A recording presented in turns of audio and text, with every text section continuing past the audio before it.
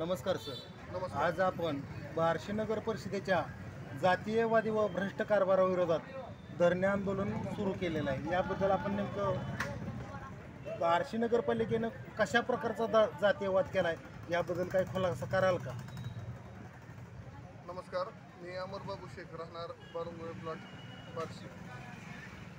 दिनांक 4/9/2025 रोजी बार्शी नगर परिषद येथे मी बेकायदेशीर अनधिकृत लावलेले डिजिटल बोर्ड याविषयी नगरपालिकेस विनंती अर्ज केला होता की सदरील बार्शी नगर परिषदेच्या हद्दीतील डिजिटल जेवढे डिजिटल लागले त्यातले अनधिकृत आणि अधिकृत डिजिटल याची माहिती व अनधिकृत डिजिटल काढण्यात यावी अशी विनंती केली होती. कारण मुस्लिम समाजातील एक सामाजिक कार्यकर्ते यांचा डिजिटल हा राजकीय हेतूने आणि द्वेषाने जातीय तेढ निर्माण करून काढला जातो.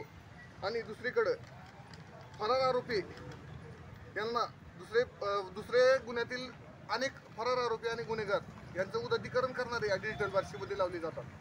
तरी मी नगर परिषदेचे अधिकारी बाळासाहेब चव्हाण आणि त्यांच्याशी संबंधित इतर अधिकारी आणि पोलीस प्रशासनातील अधिकारी यांना विनंती केली होती की सदरील लागलेले डिजिटल मग हे कायदेशीर आहेत का. तरी त्यावर कसल्याही प्रकारची लागलेल्या डिजिटलचे मी प्रती जोडलेल्या आहेत. आणि त्याच्यामध्ये डिजिटलमध्ये एक अनगणित गुन्हे दाखल असलेला आरोपी की ज्या व्यक्तीने मुस्लिम समाजातील एक होतकरू तरुण, समाजासाठी अहोरात्र झटणारा तरुण, त्या व्यक्तीचा बॅनर लागल्यानंतर जातीय तेढ निर्माण करणाऱ्या विशिष्ट संघटना यांना उकसावून पोलीस प्रशासनाला आणि नगरपालिकेला तक्रारी अर्ज आणि निवेदनं द्यायला परावृत्त करून सदरील सामाजिक कार्यकर्ते यांच्यावर तक्रार करण्यास त्यांना भाग पाडले आणि समाजामध्ये तेढ निर्माण करण्याचा प्रयत्न केला.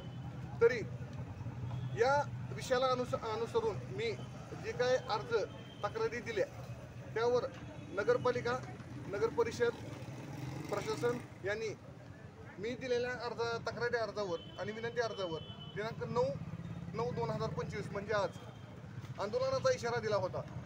या आजच्या तारखेपर्यंत त्यांनी कसल्याही स्वरूपाची कारवाई न केल्यामुळे मी आज बार्शी तहसील कार्यालयासमोर, माननीय तहसीलदार कार्यालयांच्या समोर उपोषण केलेलं आहे.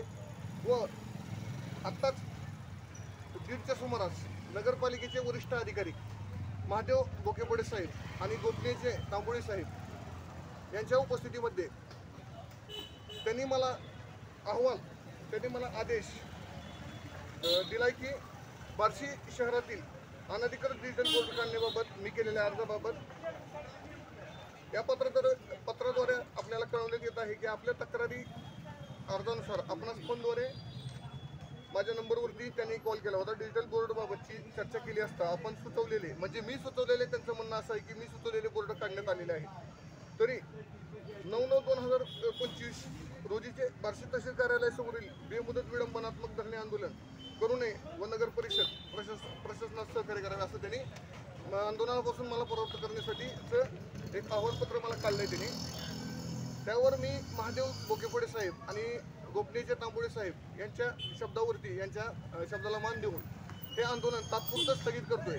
तरी सदर तक्रारीमध्ये मी विशिष्ट प्रकारे कोणाचं नाव घेतलेलं नाही. त्या तक्रारीमध्ये मी कायदा सुव्यवस्था राखण्याचा सखोल प्रयत्न करून सदरचा अर्ज आणि तक्रारी अर्ज हा विना कुणाच्या नाव घेता हा अधिकृत आणि अनधिकृत या शब्दाचा वापर करून तक्रारी अर्ज आणि अर्ज केलेला आहे. तरी कुणीही वैयक्तिक हा रोष न ठेवता नगरपालिकेला आणि प्रशासनाला सहकार्य करावे आणि संबंधित तक्रारीवर माझ्या जीवितास धोका आहे हा ह्या व्हिडिओच्या माध्यमातून मी आपणा सर्वांना सांगू इच्छितो. याची प्रशासनाने गंभीरतेने दखल घ्यावी. नमस्कार. जय भीम, जय भीम.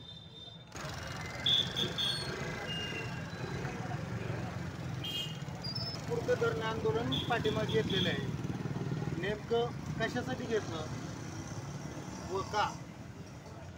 आजचं धरणे आंदोलनाचा उद्देश हा आपला बार्शी नगरपालिकेच्या हद्दीतील लागलेले डिजिटल, त्यामुळे होणारी रहदारीच अडचण या उद्देशाने आणि विशिष्ट प्रकारच्या व्यक्तींकडून समाजासाठी, बहुजन समाजासाठी, मुस्लिम समाजासाठी समाजकार्य करणाऱ्या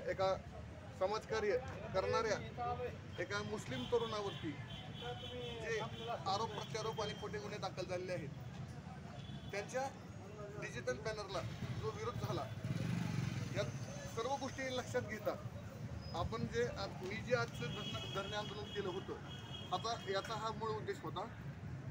परंतु महादेव बोकेफोडे साहेब, नगरपालिकेचे वरिष्ठ अधिकारी आणि गोपनीयचे तांबोळे साहेब यांनी मला आश्वासन दिले की इथून पुढे नगरपालिकेच्या हद्दीमध्ये परवाना असल्याशिवाय बॅनर लागणार नाही, याची त्यांनी हमी घेतली आणि पुढील आंदोलनास माझ्या तात्पुरती स्थगिती त्यांच्याकडून मी घेत. समजा जर त्यांच्याकडून जर अनधिकृत बॅनरवर जर नाही कारवाई झाली तर आपण नेमकं कशा प्रकारचं आंदोलन कराल? मी आमरण उपोषणाचा इशारा या व्हिडिओच्या माध्यमातून देऊ इच्छितो.